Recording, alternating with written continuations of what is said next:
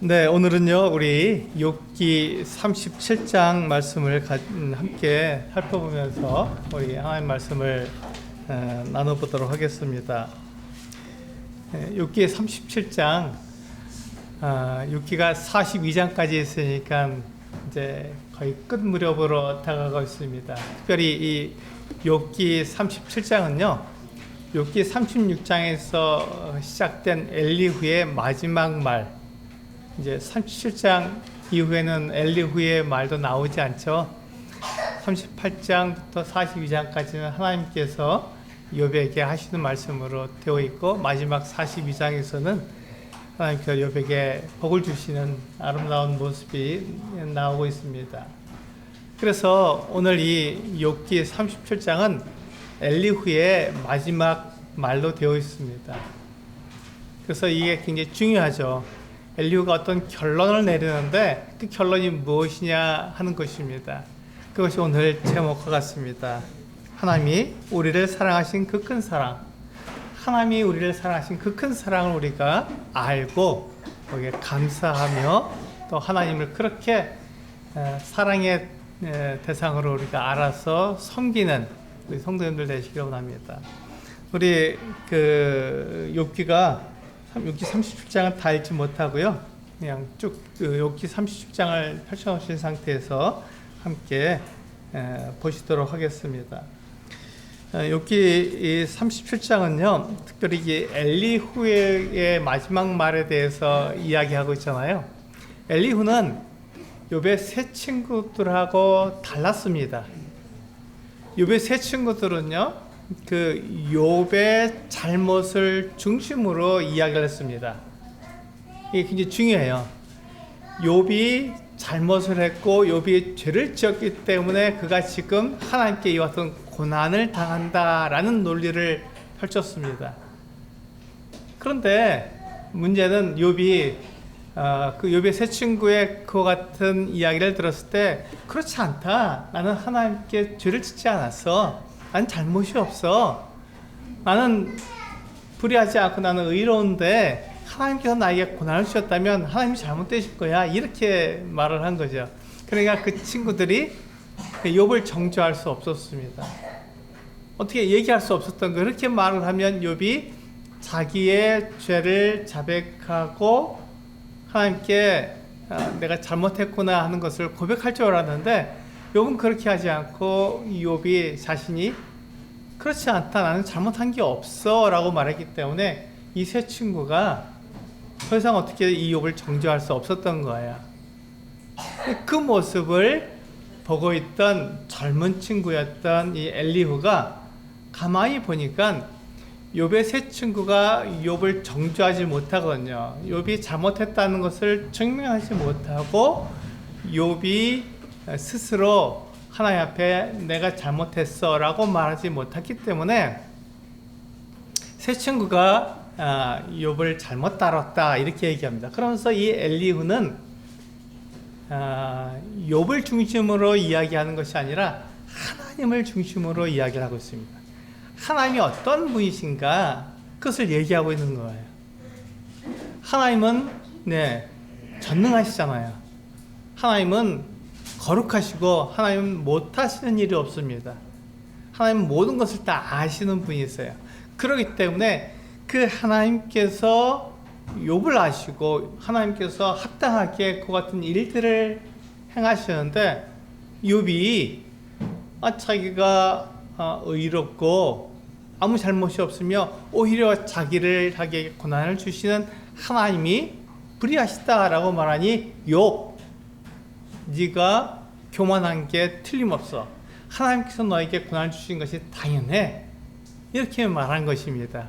그러니까 욥의 세 친구가 욥을 정죄하는 것 같은 논점과 엘리후가 욥을 정죄하는 논점은 달랐던 것이죠. 욥의 세 친구는 욥의 잘못을 기준으로 해서 욥을 정죄했지만, 엘리후는 하나님이 거룩하신데 욥 당신이 하나님께 그렇게 내가 잘했다고 하나님 앞에 말을 하니 당신이 교만하고 당신이 잘못된 거요. 이렇게 말을 한 것입니다. 그러니까 이 관점이 완전히 다르죠. 논점이 다릅니다. 그래서 엘리후가 하나님에 대해서 사람에 대해서 굉장히 잘 아는 거예요. 올바르게 잘 지적했습니다. 그런데 엘리후의 문제점은 무엇이죠? 엘리후의 문제점은 무엇이냐면 엘리후는 하나님에 대해서 또 사람에 대해서 잘 알았지만 하나님의 뜻에 대해서는 정확히 알지 못했던 것입니다. 하나님께서 왜 욥에게 지금 고난을 주시며 왜 하나님께서 지금 욥을 그렇게 정죄하시는지는 몰랐던 거예요. 그러니까 우리 조삼모사라 그러죠. 아침에 떡을 3개 주나 저녁에 떡을 3개 주나 똑같은 거예요. 그러니까 아침에 떡을 3개 주고 저녁에 떡을 하나 주면 어떻습니까? 네, 좋잖아요. 아침에 떡을 3개 먹으니. 근데 아침에 떡을 1개 주고 저녁에 3개를 주면요, 화를 냅니다. 왜 그렇죠? 왜 하나밖에 안 주냐는 것이죠. 그게 사람입니다. 사실은 4개 떡 4개가 똑같은데 그런데 아침에 떡을 3개를 주는지 아침에 떡을 하나 주는지에 따라서 사람의 기분이 달라진다는 거죠. 이게 조삼모사라는 말입니다. 그것처럼 지금 이 욥의 친구들이 한 말이나 엘리후가 한 말이 사실은 같은 말이에요. 욥이 잘못했다는 것이죠. 욥이 교만하고 욥이 죄를 지었기 때문에 그를 정죄할 수밖에 없다, 이렇게 말하는 것입니다. 그러면서 그 엘리후도 결국 그가 말을 하는 것은 권선징악이에요. 네가 하나님 앞에 잘했으면 네가 복을 받을 텐데 네가 하나님 앞에서 악을 행했기 때문에 지금 네가 고난을 당한다, 이렇게 말을 하는 거죠. 그러니까 엘리후가 하는 말이나 욥의 세 친구가 하는 말이나 결론은 같게 되는 것입니다. 이것을 통해서 지금 이 하나님께서 그것을 다 보시잖아요. 엘리후가 하나님에 대해서 사람에 대해서 가진 지식은 정말 놀랍고 아주 아름다운 것이지만 그가 왜 하나님께서 왜 욥을 그와 같이 다루시는지는 몰랐기 때문에, 그것은 하나님께서 알려주시지 않았기 때문에, 계시주지 않으셨기 때문에 알 수가 없는 거예요. 그 어떤 상황에서 엘리후는 자기가 알 수 있는 최선을 다해서 욥을 정죄하고 하나님께 돌아오라고, 회개하라고 그렇게 얘기한 것이죠. 그런 그 상황 속에서 우리는 지금 이 욥기 37장 엘리후의 마지막 이야기를 우리는 보고 있습니다. 여기에서 보시면 이 욥기 37장은 세 부분으로 나눌 수 있죠. 1절부터 13절까지가 이제 하나님의 전능하심에 대해서 이야기하고 있어요. 그리고 14절부터 20절까지 엘리후가 욥에게 하는 말, 네가 회개하라, 돌아와라, 이 말을 하고 있어요. 마지막 24절까지가 욥의 결론을 이야기하고 있습니다. 그 결론이 오늘 읽은 묵상 구절이에요. 하나님께서는 그를 경외하는 사람들을 기뻐하시죠. 그런데 스스로 지롭다한 자들은 무시하는 것입니다. 이게 마지막 이 엘리후의 결론입니다. 그러니까 하나님을 경외하고 하나님 앞에 내가 지혜롭다고 말하지 말라는 것입니다. 그게 엘리후가 욥에게 해주는 결론이죠. 이것은 굉장히 우리들에게도 도전이 되죠. 우리는 하나님을 경외해야 되고 내가 하나님 앞에 스스로 지혜롭다고 말하지 말아야 됩니다. 이게 엘리후가 우리들에게 교훈하고 있는 거죠. 그러니까 엘리후는 잘 말하고 있는 것이지만 하나님에 대해서 너무 잘 알지만 그러나 그와 같은 지식으로 하나님의 뜻을 알 수는 없다는 것입니다. 그래서 우리 그 욥기 37장 1절부터 13절까지를 쭉 보시면 거기에 어떤 내용이 있냐면 하나님께서 1절부터 5절까지에 보면은 하나님께서 이 번개를 다루시는 것을 이야기하고 있어요. 번개를 다루신다. 이게 굉장히 놀랍잖아요. 하나님께서 번개불을 다루시고 그 번개불을 통해서 말씀하신다. 이렇게 보니까 우리가 이 하나님께서 이 천하 만물을 다루시는 것을 보면서 우리가 경외심이 듭니다. 지금은 과학 시대이기 때문에 뭐 번개가 어떻게 해서 일어나고 이렇게 비가 어떻게 해서 오고 눈이 어떻게 내리는지 다 압니다. 그런데 그것을 그렇게 운영할 수 있는 사람이 있느냐는 것이죠. 그것을 그렇게 번개가 어떻게 치는 것이고 눈 비가 어떻게 해서 내리는 것은 알지만 그것에 대한 지식은 우리가 분명히 갖고 있지만 그것을 그렇게 운용할 수 있는 그 같은 능력과 그 같은 지혜가 우리에게 있느냐 하는 것입니다. 그렇지는 않거든요. 거기에 문제가 있습니다. 그러니까 벼락을 어떻게 해서 만드는지는 알고 있습니다. 그래서 이 엘리후가 뭐라고 말하냐면 1절에서 5절까지 해서 벼락을 그렇게 운용하시는 그 하나님, 그 하나님을 바라볼 때 우리는 그 하나님 앞에 엎드려야 하고 그분을 경외해야 한다 이렇게 말하고 있는 것입니다. 6절부터 우리 8절까지인가요? 거기서 보시면 하나님께서 눈으로 또 비로 사람들에게 내리신다 이렇게 말하고 있어요. 이스라엘은요, 척박한 땅입니다. 이스라엘은 이렇게 그 산지가 있는 땅이기 때문에 위에서 하늘에서 비가 내리지 않으면 농작물을 키울 수도 없고, 이게 양이나 염소 같은 이 동물들을 키울 수가 없어요. 풀이 자라야 되는데 비가 안 오면 그걸 키울 수가 없잖아요. 그래서 이스라엘은 이렇게 천수답이라고 우리가 말하죠. 하늘에서 비가 내려야 천수답, 이렇게 밭을 일굴 수 있다는 천수답이기 때문에 그렇게 하늘에서 비가 내려야 되는데 그 비를 하나님께서 주신다는 것입니다. 우리 이집트, 애굽은 그렇지 않습니다. 애굽은요, 나일강이 흐르기 때문에 거기서 발로 이렇게 물차를 돌려서 애굽에서 그 강물을 끌어다가 물을 태면 얼마든지 농사를 지을 수 있었어요. 그냥 그 사람들, 애굽 사람들은 하나님을 믿지 않습니다. 그러니까 그들은 여러 가지 우상을 섬긴 거예요. 그런데 이스라엘은 어떤 땅이냐면 천수답이에요. 비가 내리지 않으면 농사를 지을 수 없어요. 그러니까 하나님을 섬겨야 될 수밖에 없는 것 같은 땅이었습니다. 그런데 이스라엘 백성들이 그 가나안 땅에 들어가기 전에 먼저 있었던 사람들은 어떤 생각을 가졌냐면 그들이 섬기던 바알, 그들이 섬기던 아세라, 아스타롯, 이와 같은 우상들이 그들에게 번개를 치게 하고 비를 내리고 눈을 내려서 그들이 농사를 지을 수 있도록 풍요하게 만들어준다 이렇게 생각했던 거예요. 그러니까 그들은 하나님을 섬기지 않고 우상을 섬겼던 것이죠. 그래서 우상을 섬기는 그 사람들, 하나님을 정확히 알지 못하고 우상을 섬기는 그 사람들에 의해서 지금 이 하나님에 대한 신관이죠. 하나님에 대한 그 같은 지식이 이렇게 바뀌어진 것입니다. 하나님 잘 알지 못했던 거예요. 오히려 우상에게 그들이 절하고 우상을 섬김으로써 그들이 풍요하게 된다. 농사를 잘 짓고 또 그 같은 짐승들을 잘 키울 수 있게 된다라고 생각하고 그 우상들에게 절하는 그 같은 모습을 가지고 있었던 것이죠. 그게 지금 그 엘리후가 욥에게 하고 있는 말입니다. 지금 엘리후가 욥에게 하고 있는 말은 바로 그 같은 거거든요.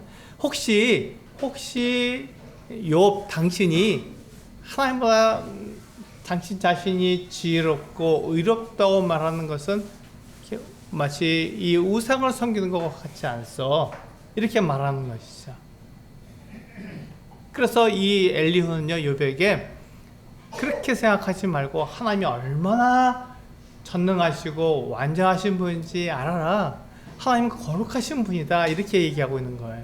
그래서 지금 이와 같이 욥기 37장 1절에서 5절까지는 번갯불을 다루시는 그 하나님, 그리고 6절에서 8절까지는 눈과 비를 내리시는 그 하나님, 우상이 아니라 하나님이 하신다. 그리고 9절에서 10절까지는 우리 그 추위를 다루시는 하나님입니다. 나중에 보면 더위도 하나님께 다루시죠. 추위와 더위를 다루시는 하나님이시다. 그리고 마지막으로 11절에서 13절을 보시면 그걸 정리해서 이 모든 것들, 번갯불, 또 눈과 비, 그리고 이 추위와 더위를 통해서 사람을 다루시는 그 하나님을 우리는 존경해야 된다. 그분은 경외하고 그분을 섬겨야 된다. 이렇게 말하고 있는 것입니다. 우리 이와 비슷한 내용이요. 사도행전 17장 22절에서 31절 말씀에 나와 있습니다. 우리 같이 한번 읽어보실까요? 사도행전 17장 22절에서 31절 같이 한번 읽어보겠습니다. 시작. 바울이 아레오바고 가운데 서서 말하되 아덴 사람들아 너희를 보니 범사에 정교심이 많도다. 내가 두루 다니며 너희가 위하는 것들을 보다가 알지 못하는 신에게라고 새긴 단도 보았으니 그런즉 너희가 알지 못하고 위하는 그것을 내가 너희에게 알게 하리라.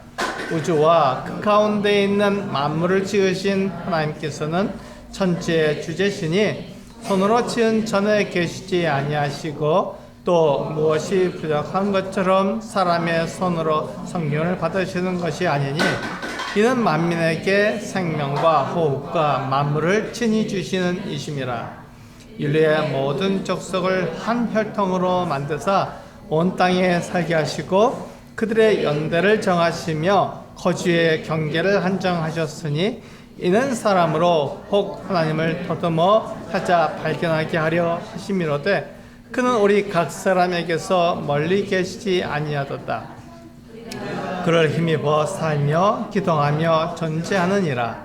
너희 시인 중 어떤 사람들의 말과 같이 우리가 그의 소생이라 하니 이와 같이 하나님의 소생이 되었은즉 하나님을 금이나 은이나 돌에나 사람의 기술과 교환으로 같이 여길 것이 아니니 알지 못하던 시대에는 하나님이 간과하셨거니와 이제는 어디든지 사람에게 다 명하사 회개하라 하셨으니 이는 정하신 사람으로 하여금 천하를 공의로 심판할 날을 작정하시고 이에 그를 죽은 자 가운데서 다시 살리신 것으로 모든 사람에게 믿을 만한 하니라. 네, 좀 길죠.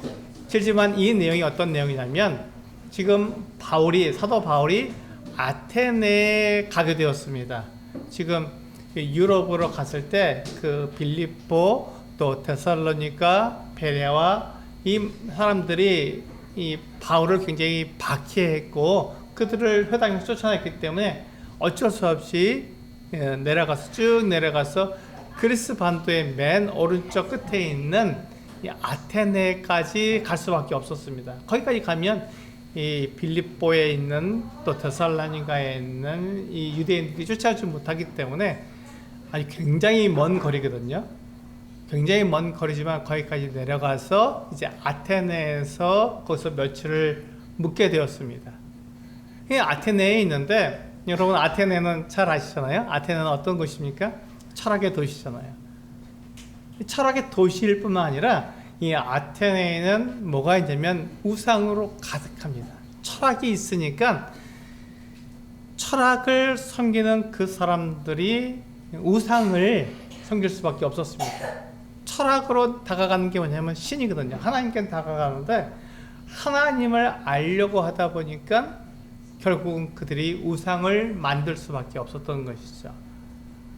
신을 자기들의 생각과 고안으로 만들어낼 수밖에 없었던 거예요. 그리고 굉장히 멋지고 우람한 웅장한 그와 같은 신전을 만들어서 그 안에 신을 넣어두는 것입니다. 그리고 그들이 그 신을 우리가 숭배한다, 섬긴다 그렇게 얘기하고 있는 것이죠. 그래서 이 아레오바고 그 언덕 그 광장에서 이 바울이 있어서 이야기해 줍니다. 너희들이 그렇게 우상을 섬기고 신을 섬기고 그렇게 놀라운 일들을 하지만 한 가지를 잊어버렸다. 제일 중요한 참 하나님에 대해서 너희가 알지 못하고 있는 것이다. 너희들이 참 종교심도 많고 신을 섬기려고 같은 마음들은 참 좋지만 중요한 하나님을 알지 못하기 때문에 내가 그것을 알려주마 하고 이야기한 것이죠. 그래서 그 하나님은 네, 모든 사람들을 지으신 분이고 모든 사람들을 한 혈통으로 지으신 분이시며 만물을 지어서 사람들에게 주시는 참 사랑의 하나님이다, 이렇게 말을 하고 있는 거죠. 이것을 우리가 기억해야 합니다. 저도 이제 그 그리스에 갔을 때 아테네에 갔거든요. 그리고 이 아레오파고 언덕에도 올라가 봤습니다. 그리고 아레오파고 언덕 바로 앞쪽에 아크로폴리스라고 하는 이게 높은 산이 있어요. 언덕이죠. 우리가 봤을 땐 산이 아니고 언덕인데 그들은 거기가 산이라고 얘기합니다. 아크로폴리스라고 하는 언덕이 있습니다. 그러니까 아레오파고 언덕이 있고요. 그 아레오파고 언덕보다 조금 더 높습니다. 그러니까 걸어 올라가는데 숨이 헉헉거릴 정도로 많이 높은 곳이죠. 그 언덕으로 올라가는데 계단도 굉장히 많습니다. 그리고 계단의 오른쪽에 니케라고 하는 여신의 신전이 있어요. 그 계단 바로 오른쪽에 있기 때문에 사람들이 많이 지나치는데 거기에 니케 신전이 있습니다. 그리고 그들이 이제 그 아크로폴리스 문을 지나서 안으로 뚝 들어가게 되면 제일 먼저 만나는 웅장한 신전이 있습니다. 그게 그 아크로폴리스에 있는 그 무슨 신전이죠? 깜빡 잊었어요. 네, 파르테논 신전이 있습니다. 이 파르테논 신전의 가장 중요한 그 어떤 그들의 그 신을 거기다 모시고 있는 것이죠. 그 파르테논 신전이 굉장히 웅장합니다. 우리가 생각하는 것처럼 그렇게 작은 신전이 아니고요. 상상할 수 없을 만큼 크고 높이도 굉장히 높습니다. 그리고 그 앞쪽에 6명의 여신이 그 천정을 이렇게 받들고 있는 신전도 있습니다. 많은 신전이 있어요. 그리고 제가 아크로폴리스에 올라가서 이렇게 쭉 보니까 전체 그 그리스 그 도시들, 아테네 도시를 다 볼 수 있었어요. 그런데 절대로 그 그리스 그 아테네 그 건물들은요, 이 아크로폴리스에 있는 신전보다 높게끔 건물을 올리지 않습니다. 왜 그렇죠? 그렇게 되면 신을 노하게 만들기 때문에 결코 그들은 높은 건물을 짓지 않습니다. 왜냐하면 그렇게 하면 신이 노하기 때문이라고 생각합니다. 이게 뭐냐면요, 그들의 문화 속에 지금 21세기라서 지금 이와 같은 신들, 신전들 이런 것과 상관없이 사는 것 같지만 그들의 문화 속에 이 그리스 신화가 자리 잡고 있는 거예요. 그래서 그들이 여전히 이 신화에 매몰되어 있고 신화 속에서 그들은 지금도 살고 있습니다. 우리가 이 하나님 없이 마음대로 사는 것 같아도 사람들은요, 그렇게 신들을 만들고 그 신들을 섬기면서 그래도 내가 괜찮은 사람이야 라고 말하고 싶은 거죠. 그게 바로 이 모습입니다. 지금 바울이 그 모습을 보고는 이 아레오파고 언덕에서 얘기하고 있는 거예요. 그렇지 않다. 너희들이 섬기고 있는 그 신, 너희들이 바라보고 있는 그 신이 어리석고, 그리고 하나님이 아닌 내 어떤 의의를 나타내고자 하는 그 같은 모습을 나타내지만 참 하나님은 그런 분이 아니다. 참 하나님은 우리에게 저주하고 우리를 막 미워하고 사랑과 같은 그 같은 신이 아니라 그 하나님은 거룩하시고 완전하시며 모든 걸 할 수 있는 전능하신 분이시다. 근데 그 하나님이 우리를 사랑하신다. 하나님은 우리를 사랑하시는 분이다. 이렇게 말씀하고 있는 거예요. 그게 지금 바울이 이야기하고 있는 것입니다. 그러니까 하나님을 그렇게 신전을 만들고 거기서 막 무상을 만들고 그렇게 섬기는 것이 아니라 하나님, 나를 만드시고 이 세상을 만드신 그 하나님을 섬겨야 한다. 그 하나님을 내가 너에게 알려주마. 이렇게 이야기하고 있는 것이죠. 사람들은요, 이 신에 대해서 오해를 합니다. 어떻게 오해합니까? 신은 사람하고 비슷하고 사람을 괴롭히고 사람을 저주하는, 사람에게 벌을 내리는 그 같은 분이야, 이렇게 생각하는데 그러나 이 바울은 그렇지 않다. 하나님은 우리를 사랑하시는 분이다. 우리를 사랑하는 것을 바로 그 아들 예수 그리스도를 우리들에게 보내주심으로 나타내 주신 정말 참 사랑의 하나님이다라는 것을 우리들에게 말씀해 주고 있는 것이죠. 그래서 그 하나님을 섬겨한다. 내 뜻대로 내 마음대로 살아가는 게 아니라 그 하나님께서 말씀하신 것을 따라서 그 하나님이 진리니까요. 우리를 사랑하시니까 우리에게 가장 좋은 걸 주신 분이니까 그분의 말씀에 따라서 사는 것이 우리의 삶의 모습이어야 한다라고 말하고 있는 게 바울이 말하고 있는 것입니다. 오늘 우리가 생각해야 될 교훈이 바로 그것이죠. 엘리후는 그것을 잘 알지 못했어요. 하나님 거룩하시고 완전하신 분이라는 것, 모든 것을 할 수 있는 능력 있는 분이라는 것을 알았지만 그분이 우리를 사랑하시는 분이라는 것은 잘 알지 못했던 것입니다. 그게 문제였던 것이죠. 우리 그 다음에 보시면요. 엘리후는요, 그렇게 해서 이렇게 말해주면서 37장 우리 14절부터 보면요. 이제 욥에게 분명하게 이야기하고 있습니다. 37장 14절부터 쭉 얘기하는데 우리 18절을 보시면 이렇게 말을 하고 있습니다. 욥에게 우리 18절 같이 한번 읽어볼까요? 욥기 37장 18절입니다. 시작. 그대는 그를 도와 구름장들을 두들겨 넓게 만들어 녹여 부어 만든 거울같이 단단하게 할 수 있겠느냐. 이게 무슨 말이냐면요, 우리가 하늘을 보면 구름이 떠 있잖아요. 그 구름을 보면 굉장히 단단한 것처럼 보입니다. 근데 그 구름은 단단하지 않잖아요. 수증기가 모였기 때문에 우리는 그걸 과학이라는 이름으로 잘 알고 있습니다. 이 구름이 그렇게 단단하지 않다는 것을 알고 있어요. 그런데 놀라운 것은요, 그 구름이 어떤 일을 합니까? 그 수증기들을 쭉 모아서 물을 품고 있다가 어떻게 하죠? 그 원하는 곳에 비를 내리기도 하고 거기에 눈을 내리기도 하고 그런 일들을 하잖아요. 그러니까 이 구름이 단단한 것처럼 보이는 거예요. 얼마나 강합니까? 거기서 물을 내리니까 굉장하잖아요. 그래서 이 엘리후가 욥에게 말을 하는 것입니다. 18절에 보면 그대는 하나님을 도와서, 하나님을 도울 수 있다면 한번 도와봐라. 그래서 구름장들을 두들겨 넓게 만들어 마치 녹여 부어서 만든 거울처럼 단단하게 만들어봐라, 이렇게 얘기하는 것이죠. 지금은 우리가 거울을 유리로 만들지 않습니까? 깨집니다, 거울이. 근데 예전에는요, 이 당시에 바울 당시에, 욥 당시에 고대 시대에는요, 거울이 청동으로 만들었습니다. 두들겨갖고 아주 판판하게 편 거예요. 그래서 그 청동 거울을 보면은 내 모습이 어느 정도 알 수 있지만 지금처럼 이렇게 아주 선명하게 볼 수는 없었습니다.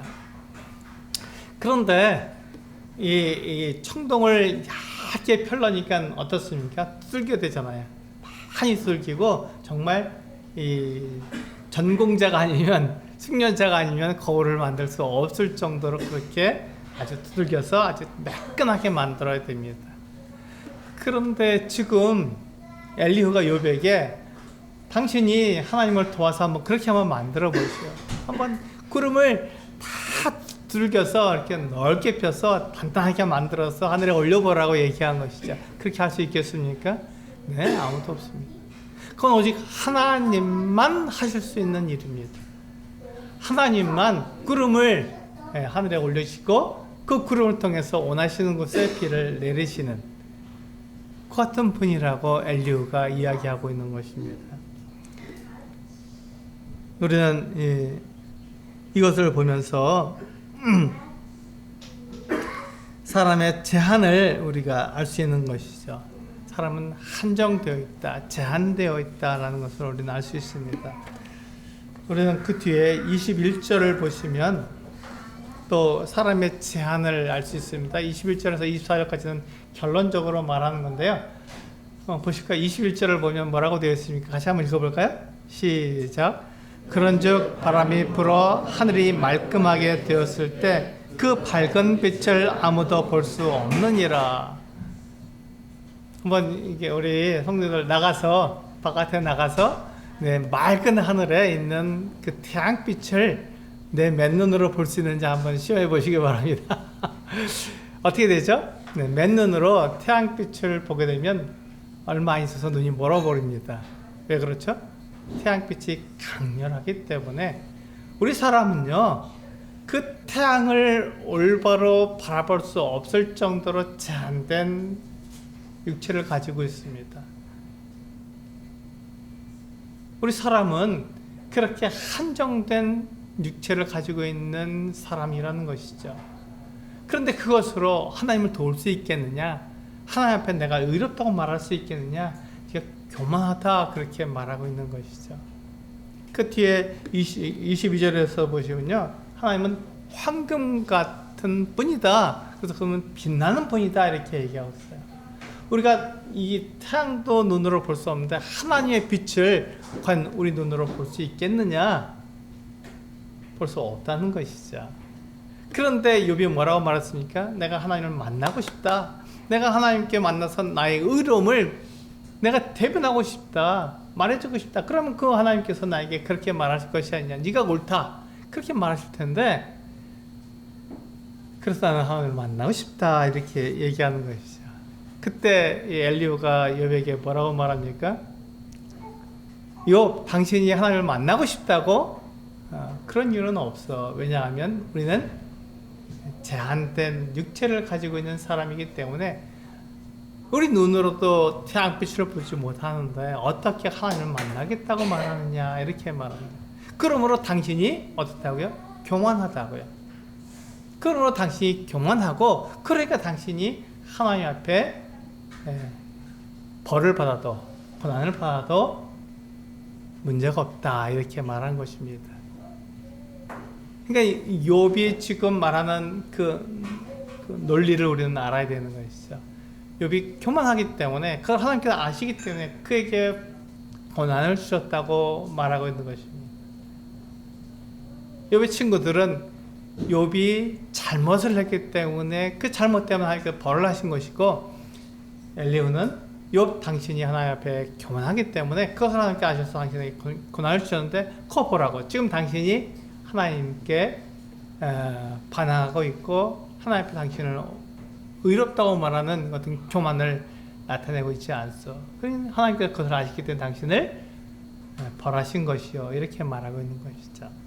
우리 에베소 말씀을 보면요, 에베소 2장 1절부터 7절까지 있는 말씀을 보시면 이 부분을 좀 더 이해할 수 있습니다. 같이 한번 읽어볼까요? 시작. 그는 허물과 죄로 죽었던 우리를 살리셨도다. 그는 그 가운데서 행하여 이 세상 풍조를 따르고 공중의 권세 잡은 자를 따랐으니 곧 지금 불순종의 아들들 가운데서 역사하는 영이라. 저는 우리 또 다 그 가운데서 우리 육체의 욕심을 따라 지내며 육체와 마음에 원하는 것을 하여 다른 이들과 같이 본질상 진노의 자녀이었더니 긍휼이 풍성하신 하나님이 우리를 사랑하신 그 큰 사랑을 인하여 허물로 죽은 우리를 그리스도와 함께 살리셨고 너희는 은혜로 구원을 받은 것이라. 또 함께 일으키사 그리스도 예수 안에서 함께 하늘에 앉히시니 이는 그리스도 예수 안에서 우리에게 자비하심으로써 그 은혜의 지극히 풍성함을 오는 여러 세대에 나타내려 하심이라. 우리가 이 말씀을 보시면 우리는 하나님이 어떠한 분이라는 것을 분명히 알 수 있습니다. 엘리후는 지금 마지막 24절에서 우리 결론적으로 말씀하는 걸 읽어봤잖아요. 우리는 알고 있잖아요. 그러므로 사람들은 그를 경외하고 그는 스스로 지혜롭다 하는 모든 자를 무시하느니라 이렇게 말씀하심으로써 하나님과 사람이 서로 다르다는 것을 이야기하고 있는 것입니다. 하나님이 얼마나 경외하기에 합당하신 놀라우신 분이냐, 사람은 얼마나 연약한 존재냐 하는 것을 이야기하고 있는 것이죠. 그래서 지금 이 엘리후는 욥에게 당신이 지금 이렇게 육체를 따라서 살고 있다, 육체 욕심을 따라 살고 있지 않느냐 이렇게 말하는 것이죠. 태양도 볼 수 없는 내가 내가 하나님보다 더 의롭다고 말하는 것, 내가 옳다고 주장하는 것은 내 육체를 자랑하는 것이 아니냐 이렇게 말하고 있는 것이죠. 우리가 육체를 자랑하는 것은 바로 이 말씀이죠. 에베소서 2장 1절에서 7절 말씀을 보면 우리가 내 육체를 따라 사는 것이 얼마나 어리석은 것인지에 대해서 이야기하고 있습니다. 바울은 에베소 성도들에게 이렇게 이야기하고 있는 것이죠.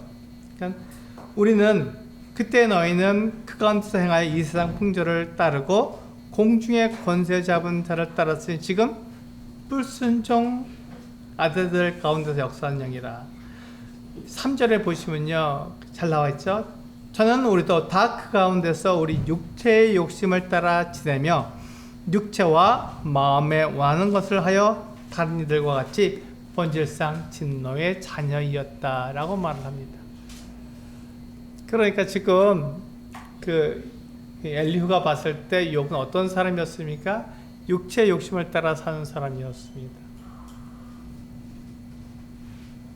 자기가 의롭다고 말하니까, 자기가 옳다고 말하기 때문에 하나님이 옳으신데 내가 옳다고 말하니까 너는 잘못됐어. 너는 육체를 따라 사는 사람이야. 이렇게 말을 한 것이죠. 근데 육체를 따라 사는 사람은 자기를 나타내냐.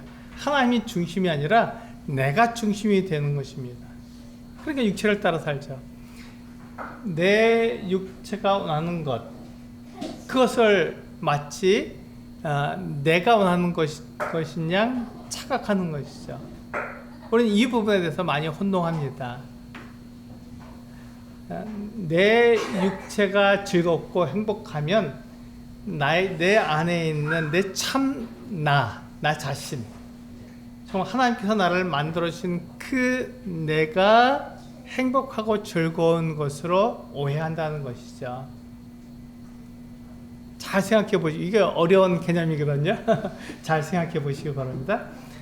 내 육체가 즐겁고 행복하면 내가 행복한 것이라고 오해한다는 것입니다. 그렇지 않습니다. 그것은 내 육체가 즐겁고 행복한 것이지 하나님께서 나를 만드신 진짜 나하고는 다르다는 것이죠. 진짜 나는 어떻습니까? 원래 진짜 나는 하나님을 섬기고 싶고 하나님께서 나를 지으신 그 목적대로 행함으로써 내가 하나님 앞에서 하나님의 그 사랑을 받고 하나님의 그 은혜를 입어서 살아가는 그 같은 사람이 되어서 행복을 느끼도록 만들어져 있습니다. 그런데 사람이 하나님을 떠났어요. 하나님 앞에서 하나님의 말씀을 버리고 하나님을 떠나서 이제 사람이 하나님 없이 살게 되었습니다.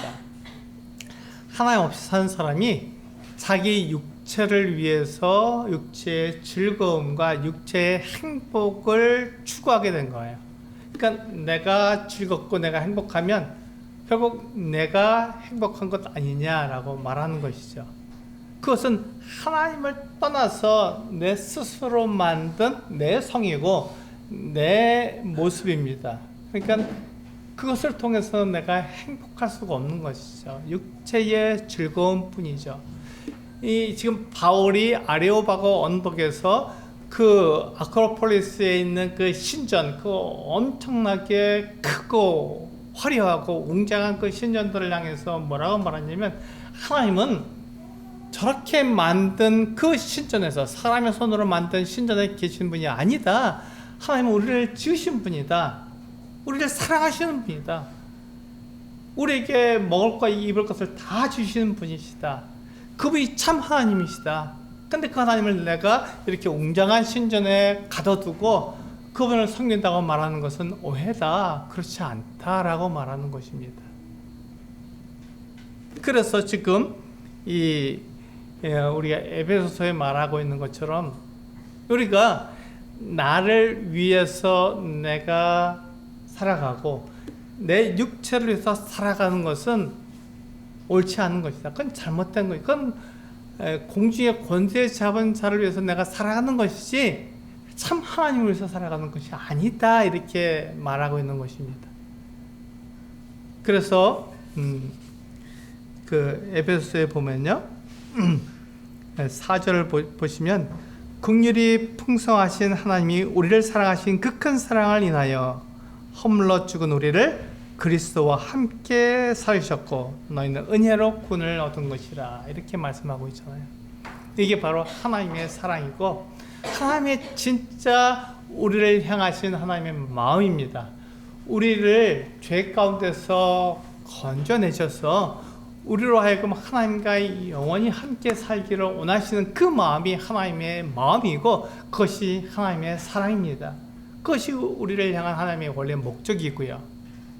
그래서 그것을 이루기 위해서 지금 하나님께서 그렇게 행하고 계시는데 우리는 그 하나님을 떠나서 내 마음대로 내 육체를 즐겁게 하는 그 같은 신을 만들고 우상을 섬기고 신전을 만들고 내 마음대로 하는 것은 옳지 않다, 이렇게 말하고 있는 것입니다. 지금 엘리후가 하나님을 올바르게 알고 있었지만 그는 하나님의 뜻에 대해서 정확히 알지 못했습니다. 하나님이 왜 그렇게 하시는지 알지 못했던 거예요. 그러면서 자기의 생각으로 지금 욥을 정죄하고 있었던 것이죠. 우리는 이 모습을 보면서 우리도 동일한 생각을 가져야 합니다. 나는 어떠한가? 나는 혹시 내 생각으로 하나님을 판단하고 있지 않은가? 다른 사람들을 판단하고 있지 않은가 생각해 봐야 하는 것입니다. 이 엘리후처럼 나는 옳은데, 나는 하나님의 그 올바른 지식을 가졌기 때문에, 하나님에 대해서 올바른 지식을 가졌기 때문에 이와 같이 나처럼 살지 않으면 잘못된 거야 라고 생각하는 그 같은 우리가 어리석음에 빠져 있지 않는가 생각해 봐야 한다는 것입니다.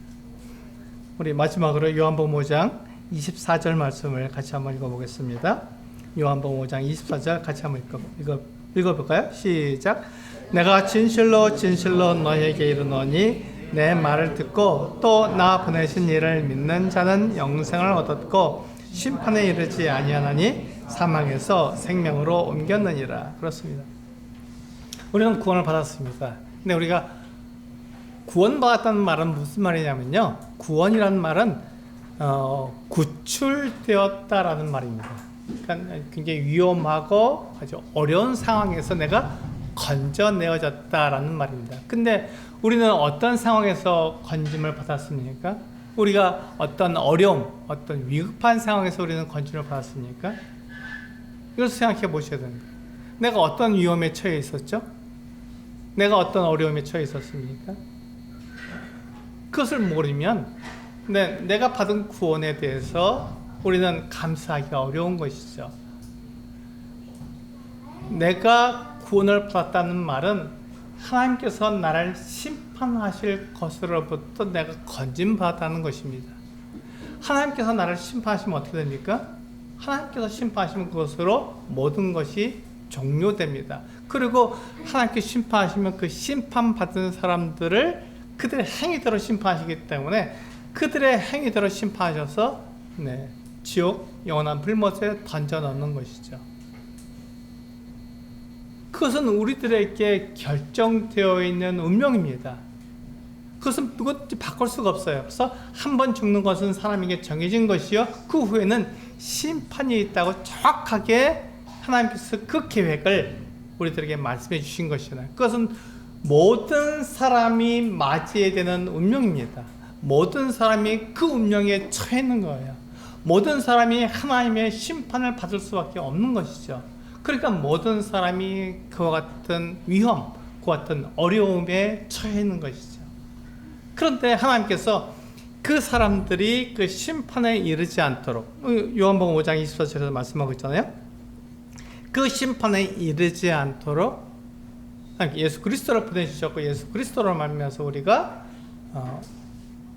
죄사함을 얻은 것이죠. 하나님을 떠난 죄에서 우리가 벗어나서 내가 하나님의 자녀가 되는 이 놀라운 은혜를 나에게 주신 것입니다.